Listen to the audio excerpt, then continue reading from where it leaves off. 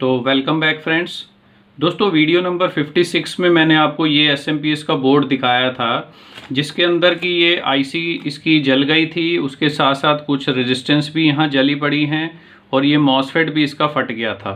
तो उस वीडियो में हमने इस आईसी की जो पिनें हैं उसको ट्रेस करके इसका नंबर ढूंढने की कोशिश की थी और हमने ये वाला आईसी उसमें ढूंढा था। हमने ये सारी पिनों को ट्रेस किया था तो हमें फैन 7554 आईसी का नंबर इसमें मिला था कि ये वाली आईसी इस बोर्ड में लगेगी।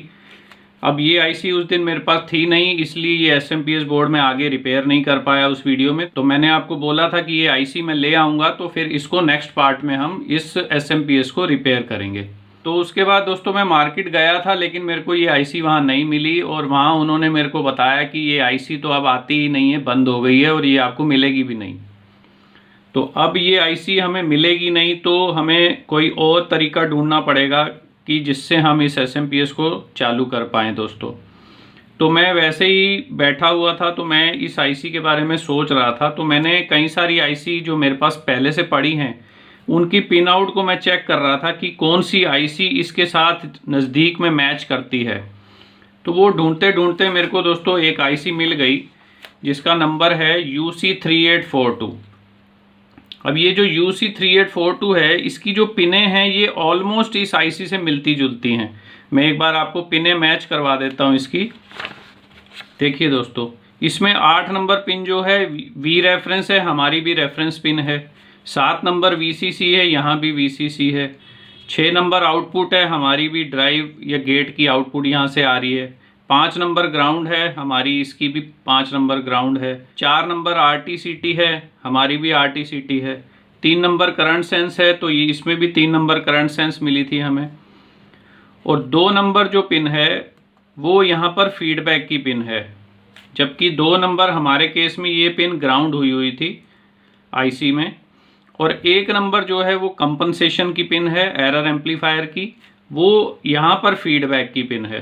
तो ये जो 2 पिनें हैं, इन 2 पिनों के अलावा ये बाकी सारी पिनें इस पे मैच करती हैं। तो मेरे ख्याल से अगर हम इस आईसी को यूज़ करें तो हम इस सप्लाई को चालू कर सकते हैं दोस्तों। अब सवाल ये आता है दोस्तों कि इसके अंदर में जो ये कंपोनेंट जले हुए हैं इनकी वैल्यू हम कहाँ से ढूंढ के लाएं, क्योंकि अगर आप ध्यान से देखेंगे तो यहाँ पर रेजिस्टेंस बिल्कुल जल गई हैं और बिल्कुल काली हो गई हैं। अब कोई भी नंबर उसमें से दिख नहीं रहा है। तो ये रेजिस्टेंस की वैल्यू को हम कैसे ढूंढेंगे, यही सवाल मेरे बहुत से दोस्तों का था।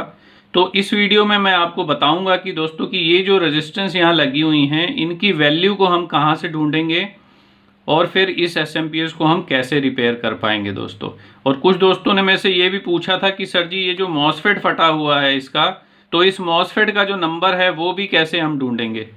तो ये सब मैं आपको इस वीडियो में बताने वाला हूं दोस्तों। तो चलिए ये वीडियो हम शुरू करते हैं दोस्तों। अब सबसे पहले दोस्तों हमें करना क्या है कि हमें ये करना है कि ये जो कंपोनेंट इसके जले हुए हैं, यानी कि इसमें 2 रेजिस्टेंस जली हुई हैं, एक ये वाली रेजिस्टेंस और एक ये वाली रेजिस्टेंस। तो ये जो दोनों रेजिस्टेंस यहाँ पूरी तरह से जली हुई हैं, ये कनेक्ट कहाँ पर हैं पहले हमें ये ढूंढना पड़ेगा। तो पहले हम ये देख लेते हैं कि ये कहाँ पर कनेक्टेड है। तो अगर ये जो कैपेसिटर के साथ में रेजिस्टेंस लगी है, अगर हम इसको देखें यहाँ से पलट के, तो ये हमें दिखेगा कि ये रेजिस्टेंस इन 2 पॉइंट के बीच में कनेक्ट हुई है। ये जो पिन है, ये ट्रैक देखेंगे तो ये 6 नंबर पिन है आईसी की। यहाँ से ये रेजिस्टेंस लगी हुई है और यहाँ से ये इधर आ गई, इधर से ये होती हुई ये मॉसफेट के गेट पे आ गई है। तो यानी कि 6 नंबर पिन पे ये रेजिस्टेंस कनेक्टेड है और ये मॉसफेट के गेट पे जा रही है। तो अगर हम यहाँ पर ड्रॉ कर लें अपने इस सर्किट में, तो हमें ये दिखे कि ये जो रेजिस्टेंस है यहाँ पर कनेक्टेड है और इसके बाद ये कहाँ जा रही है, ये मॉसफेट के गेट पे जा रही है। तो एक रेजिस्टेंस तो हमारी ये हो गई जो हमें ढूंढनी है।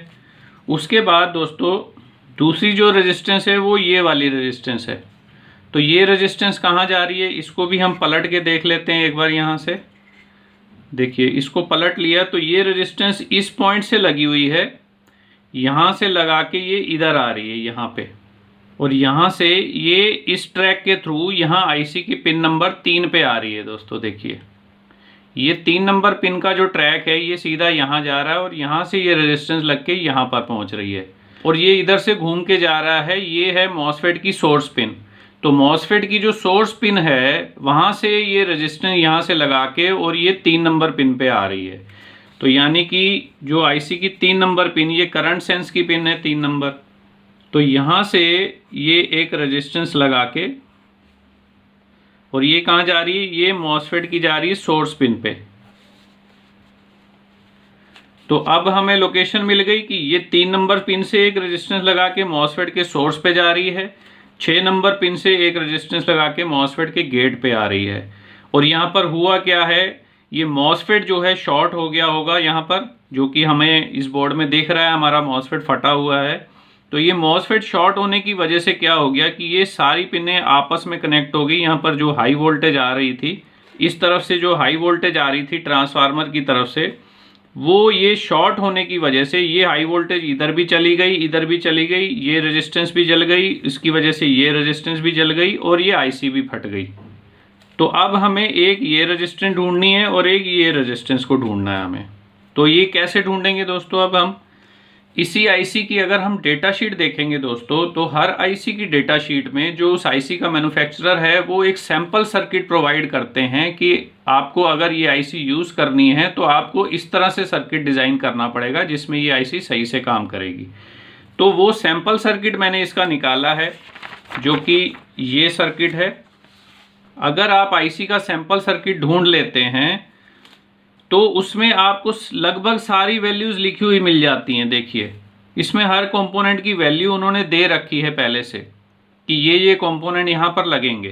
तो आपको क्या करना है, यहाँ जो भी वैल्यू दे रखी या तो आप सेम वैल्यू की लगा दें या उसके आसपास की वैल्यू की कोई भी कंपोनेंट आप यूज़ कर सकते हैं इसके अंदर। अब कुछ दोस्त कहेंगे कि ये तो सर UC 1842 की है और हम तो UC 3842 की बात कर रहे हैं। तो दोस्तों उसमें कोई इशू नहीं है। ये जो UC 1842, 2842, 3842 ये सब एक ही सीरीज़ की आईसी हैं। तो इनका सर्किट जो है वो ऑलमोस्ट बराबर ही है, इसमें कोई फ़र्क नहीं है। तो आप यहाँ पर UC 1842 लिखा हो, 2842 लिखा हो या 3842 लिखा हो, उससे कोई फ़र्क नहीं पड़ता है। पिन आउट सबके सेम हैं और वैल्यूज़ भी ऑलमोस्ट सेम ही होती हैं। तो अब हमें देखना क्या है, यहाँ पर हमने क्या ढूंढा था, हमने इस सर्किट में देखा था कि आउटपुट जो 6 नंबर पिन है वहाँ से एक रेजिस्टेंस लगा के मॉसफेट के गेट पे जा रही है। तो ये जो रेजिस्टेंस यहाँ से लगा के मॉसफेट के गेट पे जा रही है 6 नंबर पिन से, तो हम इस सर्किट में देख लेते हैं कि क्या लगा हुआ है यहाँ पर। तो अब यहाँ देखें तो ये 6 नंबर जो पिन है यहाँ से ये एक रेजिस्टेंस लगा के ये मॉसफेट के गेट पे जा रही है। तो ये रेजिस्टेंस की वैल्यू यहाँ क्या दी हुई है, 27 ओम्स। तो हम भी 27 ओम की रेजिस्टेंस लगा सकते हैं, यानी कि यहाँ पर एक लो वैल्यू की रेजिस्टेंस आपको लगानी है जिसके थ्रू गेट को पल्स जाती है। तो इन्होंने 27 ओम यूज़ की है, आप 33 ओम भी लगा सकते हैं, आप 20 ओम लगा लें, 10 ओम लगा लें, कोई भी आप इसमें रेजिस्टेंस यूज़ कर सकते हैं दोस्तों। तो ये वाली रेजिस्टेंस हमें क्या मिली, ये हमें मिली 27 ओम की। अब ये वाली जो रेजिस्टेंस है 3 नंबर पिन पे, जो करंट सेंस पिन है, 3 नंबर पिन से एक रेजिस्टेंस लगा के ये कहाँ जा रही है, मॉसफेट के सोर्स पिन पे जा रही है ये। तो हम देख लेते हैं कि यहाँ 3 नंबर पिन से मॉसफेट के सोर्स पे क्या रेजिस्टेंस आ रही है। तो इस सर्किट में अगर आप देखेंगे तो ये 3 नंबर पिन से ये मॉसफेट का सोर्स है, तो ये 3 नंबर पिन से ये रेजिस्टेंस यहाँ लगी हुई है जिसकी वैल्यू क्या है, 1 किलो ओम। तो ये 1 किलो ओम की रेजिस्टेंस इन्होंने मॉसफेट का जो सोर्स है वहाँ से 3 नंबर पिन के बीच में एक कनेक्ट कर रखी है। तो ये वैल्यू भी हमें मिल गई। तो अब हम यहाँ लिख सकते हैं दोस्तों कि ये वाली जो रेजिस्टेंस है ये 1 किलो ओम की है। तो आपने देखा कि कितना इजी है कि वैल्यू अगर आपकी जल गई, आपको पता नहीं है, आपको कोई कैलकुलेशन नहीं करनी है, आप सीधा जाइए मैन्युफैक्चरर की डेटा शीट खोलिए, वहाँ पर सैंपल सर्किट निकालेंगे, सैंपल सर्किट में वैल्यूज़ आपको मिल जाती हैं ऑलमोस्ट। तो ये वैल्यूज़ हमें मिल गई, यहाँ दोनों रेजिस्टेंस जो हमारी जली हुई हैं उनकी वैल्यू हमने यहाँ से ले ली। अब इस सर्किट के अंदर अगर आप देखेंगे दोस्तों तो आपको ये दिखेगा कि यहाँ पर ये जो रेजिस्टेंस जली हुई है ये वाली, ये 3 नंबर पिन वाली रेजिस्टेंस है, इसके साथ में ये कैपेसिटर की यहाँ जगह बनी है, लेकिन कैपेसिटर यहाँ नहीं लगा हुआ है। तो हम इस सर्किट में देखते हैं कि वहाँ पर क्या है। तो देखिए ये सर्किट है आपका। तो यहाँ पर ये एक 470 पीएफ का एक कैपेसिटर यहाँ लगाया हुआ है। तो ये कैपेसिटर भी हम देख लेंगे, अगर हमारे पास है तो इसको भी हम लगा देंगे। और अगर ये आपके पास नहीं भी है तो भी कोई दिक्कत नहीं है, आप इसको नहीं भी लगाएंगे तब भी ये काम कर जाएगा। अगर हो तो लगा दीजिए, नहीं है तो कोई बात नहीं, उसके बिना भी आपका एसएमपीएस जो है वो चालू हो जाएगा दोस्तों। अब इसके साथ साथ में आप एक रेजिस्टेंस यहाँ देखेंगे, ये भी फटी हुई है। ये जो बड़ी वाली रेजिस्टेंस है ये 3.3 ओम्स की रेजिस्टेंस है दोस्तों। तो हम इस पे चेक कर लेते हैं कि क्या ये रेजिस्टेंस कंटिन्यूटी दे रही है। तो देखिए ये रेजिस्टेंस पे कोई कंटिन्यूटी नहीं आ रही है। मीटर हमारा कंटिन्यूटी पे बीप दे रहा है, लेकिन ये रेजिस्टेंस पे लगाने पे कोई भी कंटिन्यूटी इस पे नहीं आ रही। तो ये रेजिस्टेंस भी यहाँ ख़राब है। तो इसकी तो वैल्यू हमें देखने की ज़रूरत नहीं है, क्योंकि इसकी वैल्यू हमें दिख रही है। और यही वैल्यू अगर हम इस सर्किट में देखें तो आप यहाँ देखेंगे कि इन्होंने क्या वैल्यू लगाई है, 0.85 ओम्स की। तो 0.85 ओम्स की जगह हमारे सर्किट में वैल्यू लगी हुई है 3.3 ओम्स की। तो पास की वैल्यू ये लगभग 1 ओम्स की है, ये 3.3 ओम की है। तो कोई दिक्कत परेशानी नहीं है उसमें, तो हम लगा लेंगे। ये रेजिस्टेंस एक हमको ये वाली रेजिस्टेंस चेंज करनी है, एक हमें ये वाली चेंज करनी है, और एक हमें ये रेजिस्टेंस चेंज करनी है। तो ये 3 रेजिस्टेंस हमको चेंज करनी है। उसके बाद हमें मॉसफेट भी चेंज करना है इसका, और आईसी तो चेंज करनी ही है। तो चलिए अब हम इसको चेंज करते हैं कंपोनेंट इसके, और फिर देखते हैं कि ये एसएमपीएस में आगे कोई और प्रॉब्लम आती है कि नहीं आती है। तो सबसे पहले दोस्तों मैं ये काम करता हूँ कि मैं ये मॉसफेट और इसकी हीट सिंक ये दोनों को निकाल देता हूँ, ताकि हमें इस एरिया में काम करने में आसानी हो जाए। तो हम इसको बाहर निकाल लेते हैं।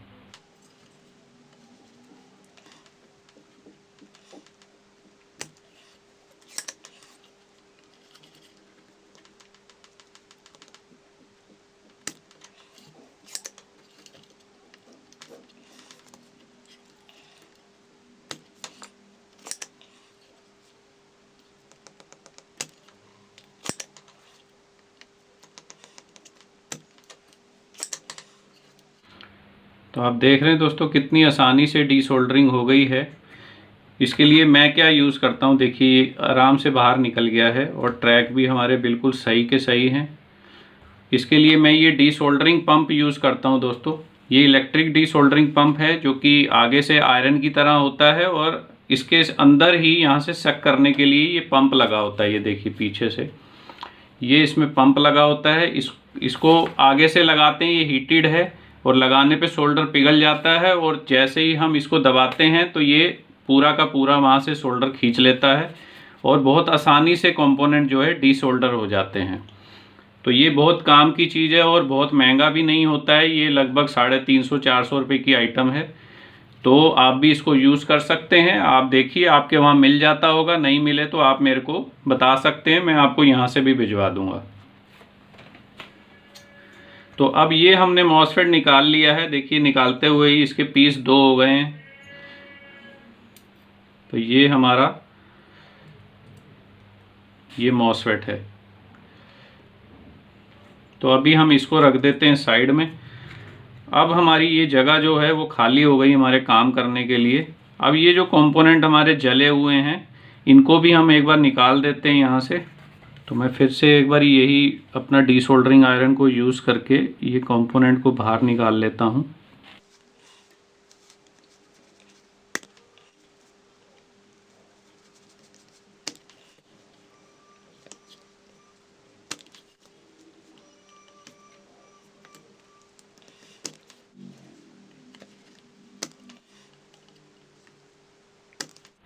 सारे जो कंपोनेंट के पॉइंट हैं वो डीसोल्डर हो गए हैं।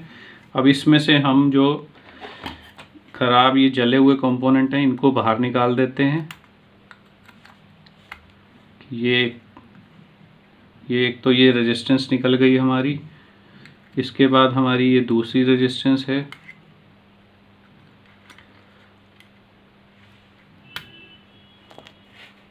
ये दूसरी रेजिस्टेंस हो गई, और ये यहाँ से टूटी भी हुई है।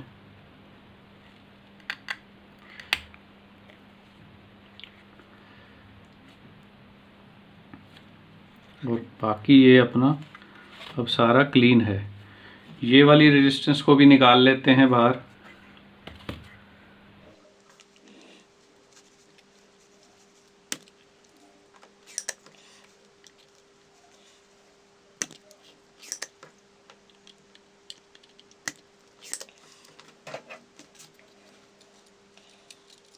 ये आप देख सकते हैं कि इसमें कंपोनेंट कितनी आसानी से निकल जाते हैं।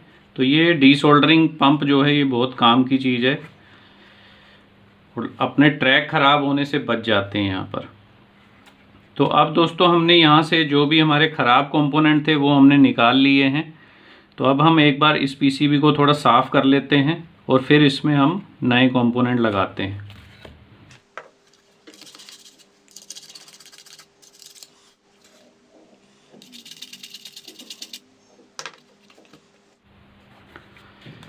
अब इन कंपोनेंट की जगह पे हम नए कंपोनेंट लगा देते हैं। ये देखिए 0.33 ओम्स की रेजिस्टेंस है ये।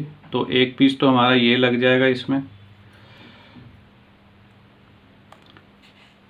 जो 27 ओम की रेजिस्टेंस लगनी थी हमारी पिन नंबर 6 से गेट की तरफ, तो 27 ओम मेरे पास एग्जैक्ट नहीं पड़ी है। ये मेरे पास 10 ओम की रेजिस्टेंस पड़ी हुई है। तो हम इसमें 10 ओम की रेजिस्टेंस को यूज़ कर लेते हैं। तो ये एक 10 ओम की रेजिस्टेंस हो गई। उसके बाद हमने यहाँ पर पिन नंबर 3 से एक 1K की रेजिस्टेंस लगानी है। तो एक 1K की रेजिस्टेंस भी ले लेते हैं। तो ये दोस्तों 1K की रेजिस्टेंस है। तो हम 1K की भी एक रेजिस्टेंस यूज़ कर लेते हैं यहाँ पे। तो ये 1K हो गई हमारी। पहले ये कंपोनेंट को हम लगा लेते हैं।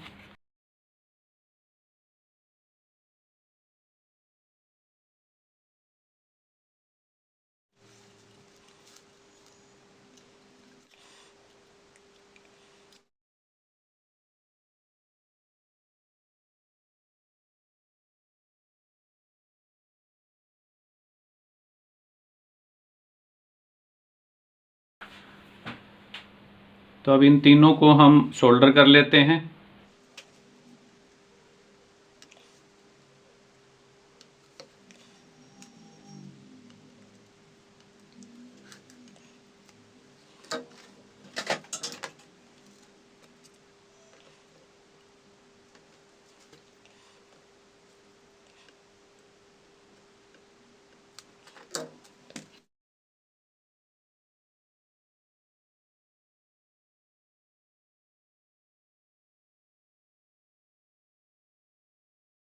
तो ये हमारी सारी रेजिस्टेंस लग गई हैं।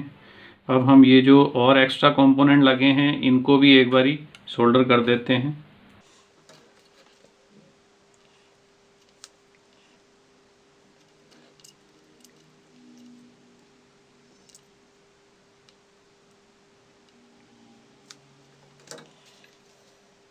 तो ये सारे कंपोनेंट अब हमने सोल्डर कर दिए हैं। अब हमारी आईसी रह गई। एक ये कैपेसिटर इसका जो है ये थोड़ा हिल रहा है, इसको भी एक बार दोबारा से सोल्डर कर देते हैं।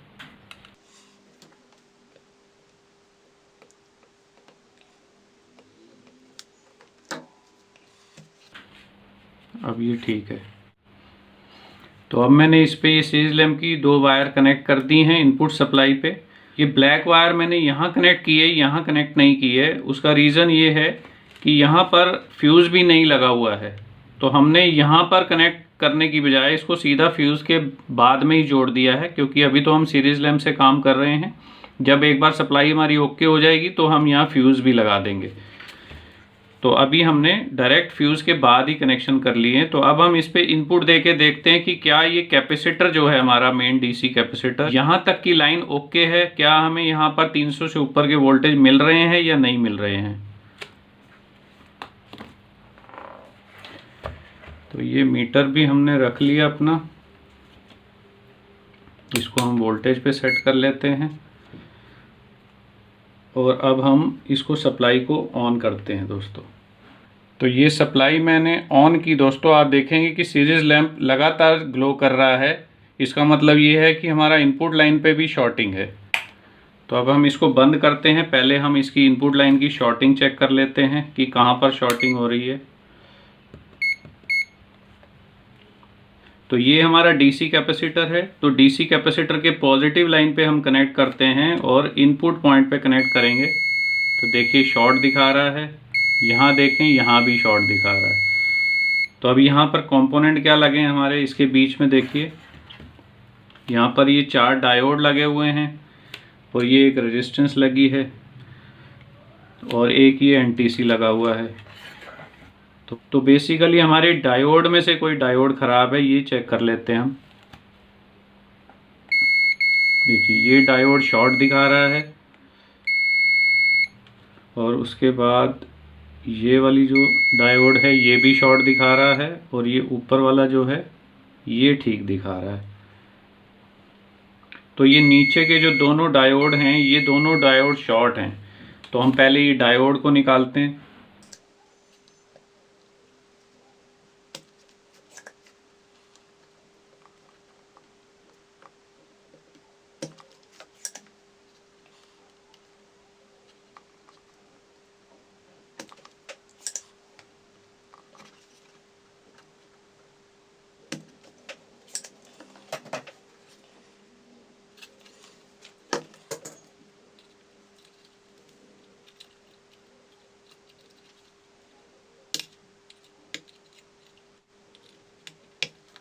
तो ये डायोड 2 हमने निकाल लिए हैं दोस्तों। इसको हम एक बार बाहर भी चेक कर लेते हैं। ये देखिए ये शॉर्ट दिखा रहा है और दूसरा वाला जो है ये भी शॉर्ट है। बाकी के जो 2 रह गए हैं इनको भी देख लेते हैं।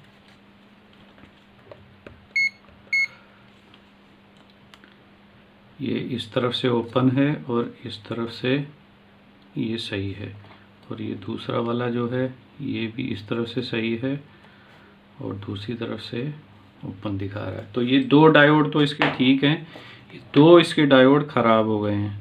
तो ये दोस्तों अब इसमें मैंने डायोड रिप्लेस कर दिए हैं, दूसरे सेम नंबर के डायोड इसमें लगा दिए हैं।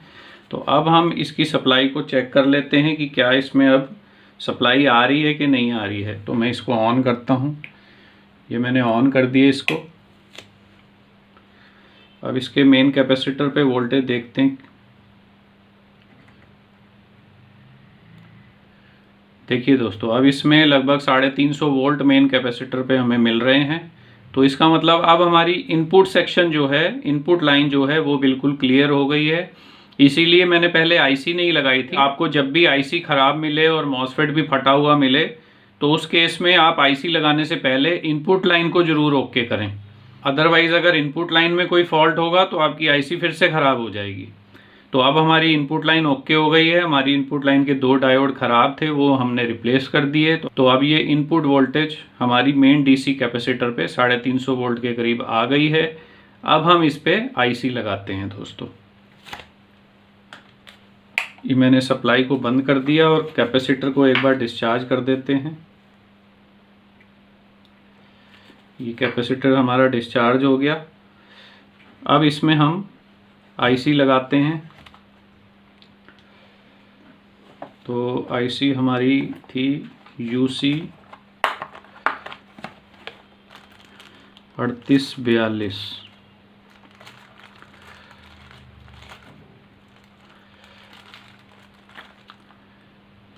ये SMD वर्जन है, देखिए 3842 का। ये DK 1203 LNK UC 38। ये देखिए एक ही पीस बचा हुआ है, आखिरी पीस है इसमें। कोई बात नहीं, अगली विजिट में और ले आएंगे।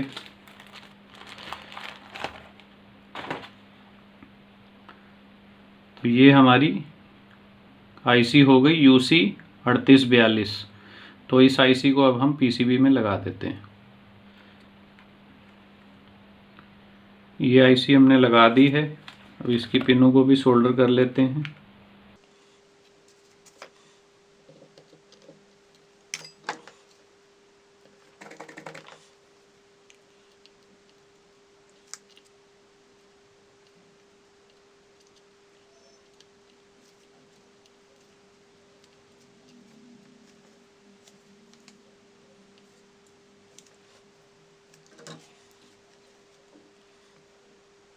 और ये हमने इसकी सारी पिनें जो हैं वो सोल्डर कर दी हैं आईसी की।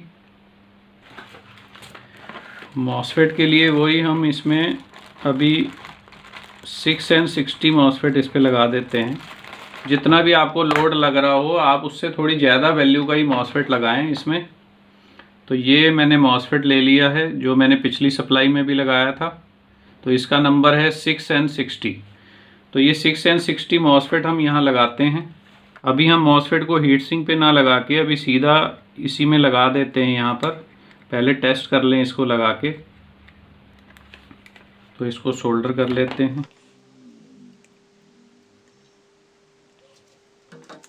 तो ये मॉसफेट भी हमारा लग गया यहाँ पर। अब हम इसको पावर देके देखते हैं कि क्या स्विचिंग हो रही है कि नहीं हो रही है। ये मैंने पावर ऑन कर दी है दोस्तों। अब हम इसकी वोल्टेज चेक कर लेते हैं। सबसे पहले हम आईसी की पिन नंबर 8 पे वोल्टेज देखते हैं जो कि इसकी रेफरेंस पिन है। देखिए यहाँ पर 4.8 वोल्ट के आसपास यहाँ वोल्टेज आ रही है। और ये इसकी वीसीसी पिन है 7 नंबर, इस पे भी वोल्टेज स्टेबल है 13.56। तो इसका मतलब हमें आउटपुट मिलना चाहिए। अब हम इसकी आउटपुट भी देख लेते हैं। देखिए आउटपुट पे 42 वोल्ट हमें स्टेबल मिल रहे हैं अब इसमें। तो ये देखा दोस्तों आपने कि ये एसएमपीएस हमारी ऑन हो गई है। इसको किस कंडीशन में हमने रिसीव किया था, देखिए ऑन हो गई है। इसकी एलईडी भी ऑन हो गई है। अब ये रेड एलईडी जल रही है, ग्रीन भी जल रही है हल्की हल्की सी। तो ये बैटरी चार्जर है, जब बैटरी लगाएंगे तो ये इंडिकेशन उसके हिसाब से आएंगे। तो ये सप्लाई अब हमने ऑन कर ली है। इसमें हमें कितने ही फॉल्ट मिले, इसके इनपुट लाइन के डायोड ख़राब थे, मॉसफेट ख़राब था, आईसी फटा हुआ था, रेजिस्टेंस जली हुई थी, ये रेजिस्टेंस भी जली हुई थी। तो ये सारी हमने चेंज की हैं। उसके बाद जाके ये हमारी सप्लाई जो है ओके हो गई है। अब हमें क्या करना है, अब हमें एक तो इसका मॉसफेट का ये हीट सिंक लगानी है और दूसरा हमें यहाँ पर एक फ्यूज़ लगाना है। तो ये दो चीज़ें हम लगा के और इस सप्लाई को अब ओके कर देंगे। तो ये सप्लाई हमारी ठीक हो गई है दोस्तों। तो ये दोस्तों अब मैंने इसमें ये हीट सिंक पे मॉसफेट भी लगा दिया है इसका, और इसमें मैंने यहाँ पर फ्यूज़ भी लगा दिया है एक 5 एम्पियर का दोस्तों। और मैंने अब ये फ्यूज़ के बाद यहाँ पर इनपुट लाइन कनेक्ट कर दी है अपनी। अब हम इसको फाइनली एक बारी ऑन करके देख लेते हैं इस बोर्ड को। ये मैंने सप्लाई ऑन कर दी है और ये बोर्ड हमारा ऑन हो गया है। इसकी वोल्टेज भी एक बार देख लेते हैं दोबारा से। ये देखिए दोस्तों इस पे 42 वोल्ट आ रहे हैं, स्टेबल वोल्टेज है हमारे। तो अब ये बोर्ड हमारा बिल्कुल ओके हो गया है। तो उम्मीद करता हूँ दोस्तों कि इस बोर्ड से आपने काफ़ी कुछ सीखा होगा। हमने इस बोर्ड में क्या क्या काम किया है, हमने पहले तो आईसी का नंबर ट्रेस किया, आईसी को ढूंढा। उसके बाद हमने इसमें जो रेजिस्टेंस जल गई थी वो रेजिस्टेंस कैसे ढूंढेंगे वो मैंने आपको बताया। उसके बाद में इसमें कुछ डायोड जले हुए थे वो चेंज किए इनपुट लाइन पे, फ्यूज़ नहीं था फ्यूज़ लगाया है। एक हमारी करंट सेंस रजिस्टर जली हुई थी उसको चेंज कर दिया हमने, जो 3.3 ओम की रेजिस्टेंस थी हमारी बड़ी वाली। उसके बाद हमने इसमें आईसी भी लगा दिया है और अब ये हमारा बोर्ड ओके हो गया है। तो उम्मीद करता हूँ दोस्तों कि ये वीडियो आपको पसंद आई होगी। अगर अच्छी लगी है तो ज़रूर इसको लाइक करें दोस्तों। और अगर आपका कोई भी सवाल हो इस एसएमपीएस से रिलेटेड तो ज़रूर आप नीचे कमेंट करें, मैं ज़रूर जवाब दूंगा आपको। और अगर चैनल आपने सब्सक्राइब नहीं किया है तो चैनल सब्सक्राइब कर लें। तो मैं जल्दी ही आपको दोबारा मिलता हूँ एक नई वीडियो में दोस्तों। तब तक के लिए गुड बाय फ्रेंड्स।